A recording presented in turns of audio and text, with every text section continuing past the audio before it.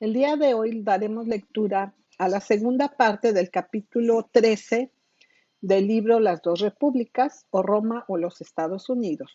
Y el título de este capítulo 13 es La legislación original del domingo, en su segunda parte. Y cuando la gente se quiso llevar a Jesús para hacerlo rey, él se apartó de ellos y se fue a la montaña solo. Juan 6:15. La última noche que pasó en la tierra antes de su crucifixión y en la última charla con Pilato antes de ir a la cruz dijo: mi reino no es de este mundo. Juan 18:36.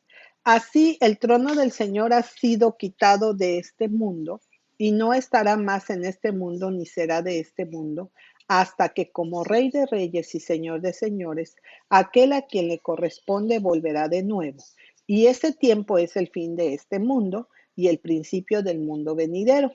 Esto lo demuestran mucho las escrituras, algunas de las cuales conviene citar aquí. A los 12 discípulos el Salvador dijo: yo pues os asigno un reino como mi Padre me lo asignó a mí, para que comáis y bebáis a mi mesa en mi reino y os sentéis en tronos juzgando a las 12 tribus de Israel.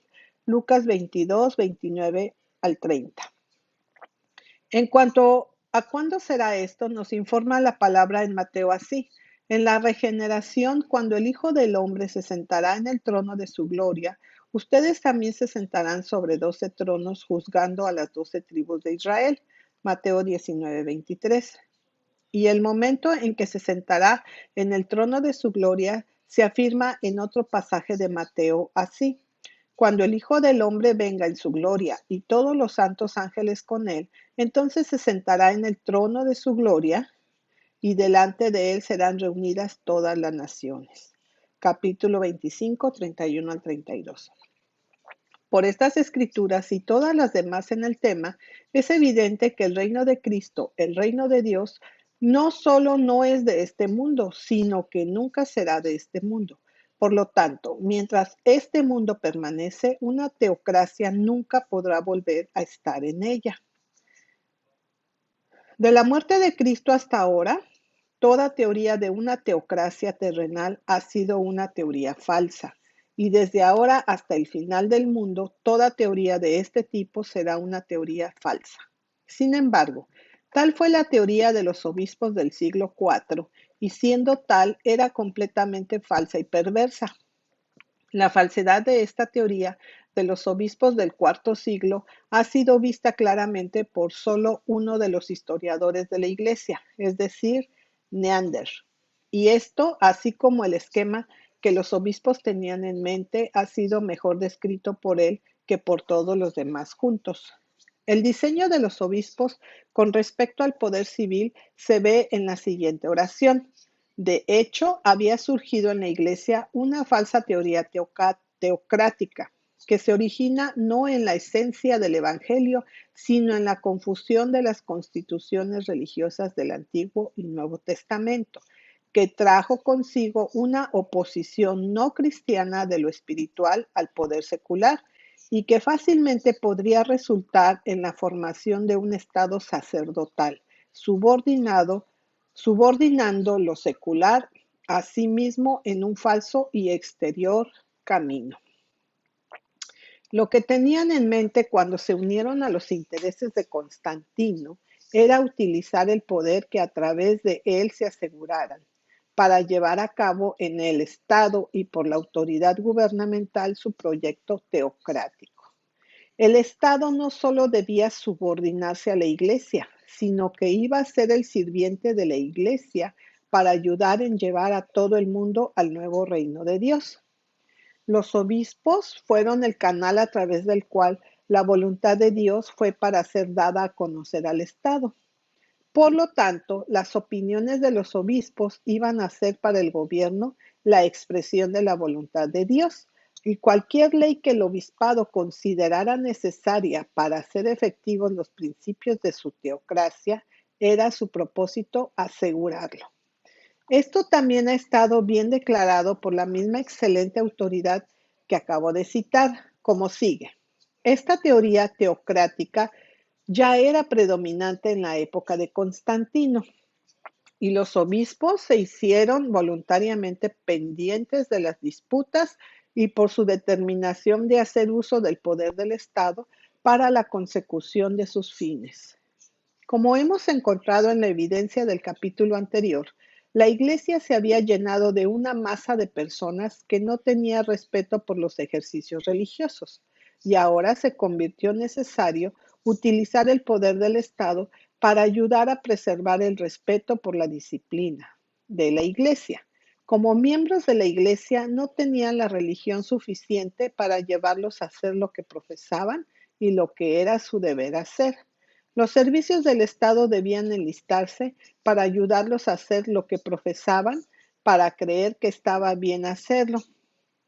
En otras palabras, como solo los intereses mundanos y egoístas habían sido apelados para atraer a la membresía en la Iglesia, y como por lo tanto ellos no tenían conciencia al respecto, los servicios del Estado fueron empleados como ayudas a la conciencia, o más bien para suplir la falta de conciencia.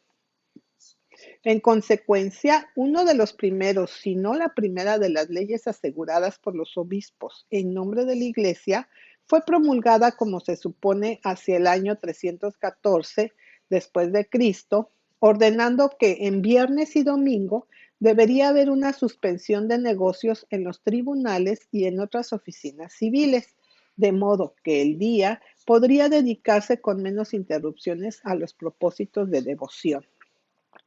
Para justificar esto, la súplica engañosa se presentó que cuando los juzgados y oficinas públicas estuvieran abiertas y llevadas a cabo regularmente por el Estado en días de ir a la iglesia, los miembros se vieron impedidos de atender a sus ejercicios religiosos.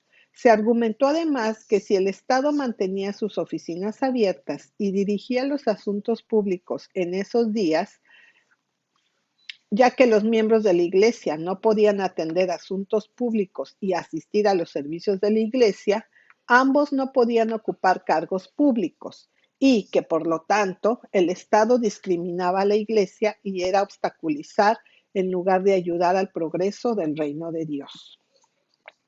Esto fue simplemente para confesar que su cristianismo era totalmente terrenal, sensual y egoísta. Fue para confesar que no había suficiente virtud en su profesión de religión para pagarles por profesarla y debían necesitar que el Estado les pagase por profesarlo. Esto fue hecho en armonía con todo el sistema del que formaban parte. Habían sido pagados por el Estado en primer lugar para que se convirtieran en profesores de la nueva religión. Y no fue sino coherente que pidieran al Estado que les siguiera pagando por la continua profesión de la misma. Esto era consistente con el sistema allí establecido, pero fue totalmente inconsistente con toda idea de la verdadera religión. Cualquier religión que no sea de valor suficiente en sí misma para pagar a los hombres por profesarla, no es digna de profesar.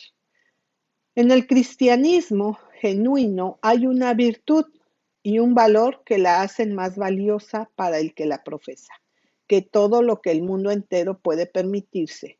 Sí, es de más valor que la vida misma.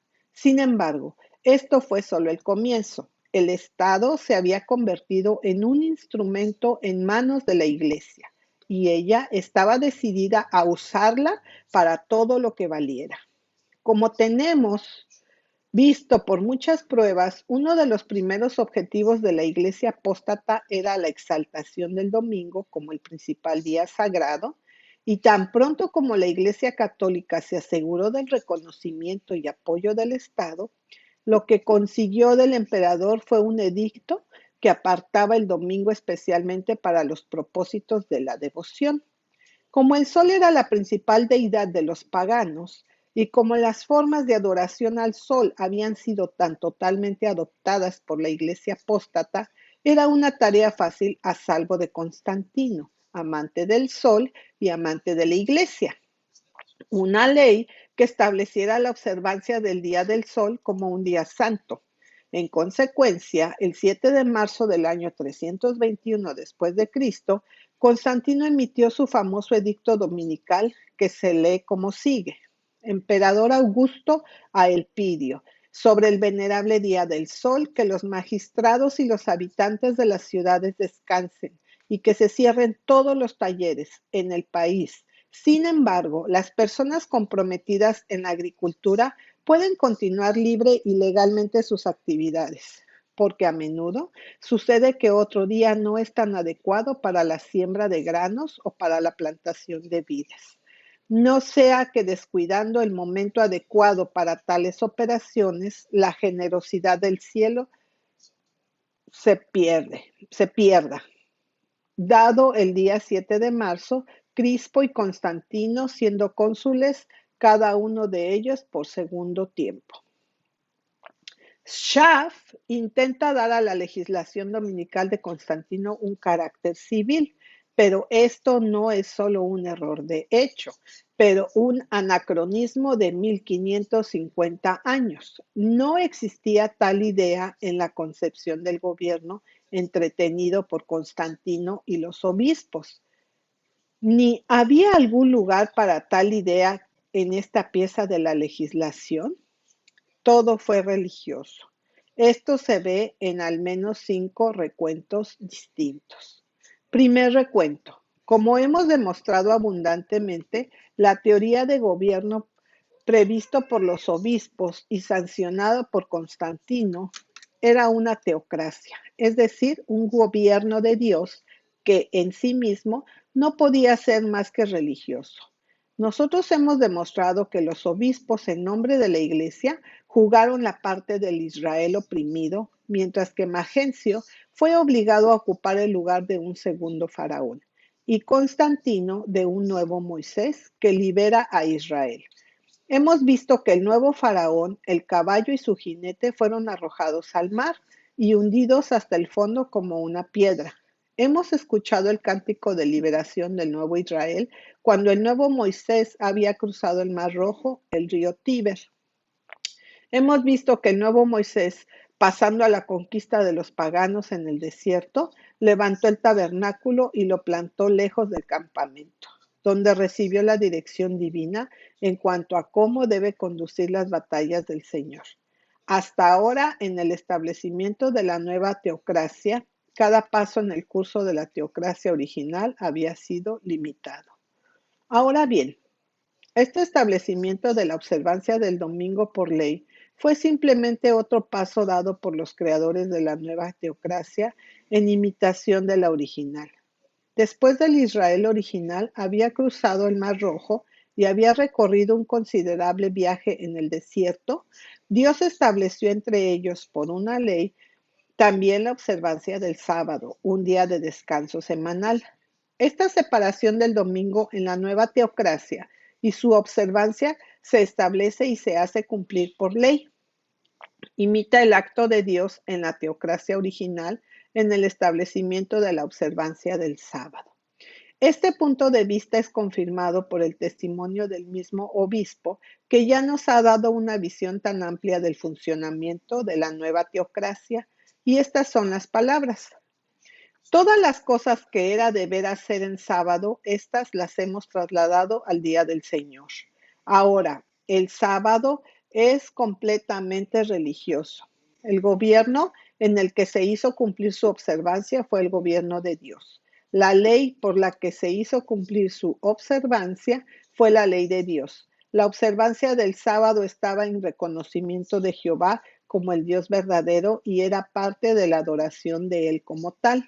Ahora, cuando es declarado por uno de los factores más importantes de la nueva teocracia, que cualquier cosa que fuera el deber de hacer en sábado, estas cosas las hemos transferido al domingo. Esto, en la conexión en que se mantiene, es la prueba más fuerte posible de que la observancia del día y el objeto de la ley eran enteramente religiosos, sin un solo elemento civil en ningún lugar siquiera contemplado. Esto es confirmado por el segundo recuento. De acuerdo con su idea de una teocracia, el sistema gubernamental que ahora se estableció compuso el reino de Dios. Hemos visto cómo esta idea fue entretenida por los obispos en el banquete que Constantino les dio al final del concilio de Nicea. Lo hemos visto adoptado aún más cuando la madre de Constantino le envió los clavos de la verdadera cruz, de la que hizo una brida, cuando los obispos declararon que la profecía se había cumplido, que dice: en aquel día, el día del reino de Dios sobre la tierra, habrá sobre las bridas de los caballos santidad para el Señor. Esta idea, sin embargo, se mantiene en su plenitud en una oración que Eusebio pronunció en alabanza de Constantino y en su presencia el día de su 30 aniversario del reinado del emperador. El obispo adulador anunció que Dios dio a Constantino mayores pruebas de su beneficencia en proporción a los santos servicios del emperador a él, y en consecuencia le había permitido celebrar ya 3 décadas y ahora se había entrado a la cuarta. Relató cómo el emperador, al final de cada periodo de decenio, había adelantado a uno de sus hijos a una parte del poder imperial, y ahora, en ausencia de otro hijo, extendería el mismo favor a otros de sus parientes. Por lo tanto, él dijo: el mayor, que lleva el nombre de su padre, no recibió como socio en el imperio sobre el final de la primera década de su reinado. La segunda, siguiente en edad, en el segundo, y el tercero de igual manera en el tercer periodo decenal. La ocasión de este nuestro festival actual. Y ahora que ha comenzado el cuarto periodo y el tiempo de su reinado es aún más prolongado, desea extender su autoridad imperial, llamando a más de sus parientes a participar en su poder. Y por el nombramiento de los césares cumple las predicciones de los santos profetas, según lo que pronunciaron siglos antes. Y los santos de las alturas tomarán el reino. Eusebio.